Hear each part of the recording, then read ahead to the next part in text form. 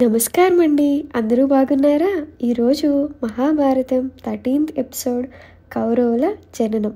గాంధారి తల్లి అవుతుందని తెలిసి 2 సంవత్సరాలు అవుతుంది.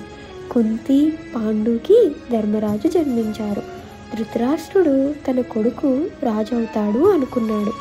కానీ గాంధారి గర్భం దాల్చి 2 సంవత్సరాలు అయినా ఇంకా పిల్లలు లేకపోవడం, గర్భం అలానే ఉండడం ఏంటో అర్థం కాలేదు. గాంధారి ఆవేదనతో తన పొట్టపై బాగా కొట్టుకుంటుంది. దాంతో ఆమె గర్భం నుంచి ఒక ముద్ద బయటపడుతుంది. గాంధారి చాలా బాధపడుతుంది.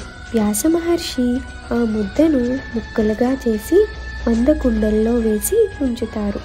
ఆ ముక్కలను జాగ్రత్తగా చూసుకుంటే కుమారులు తయారవుతారని వ్యాస మహర్షి చెప్తారు. అలా కొన్ని రోజులు అవగా మొదటి కుండ నుండి దుర్యోధనుడు జన్మిస్తాడు.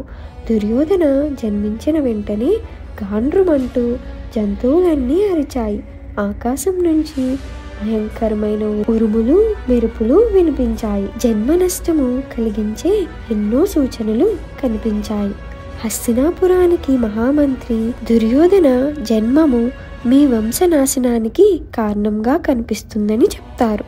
కానీ పుత్రవాత్సల్యము గల ధృతరాష్ట్రుడు వారి మాట వినడు.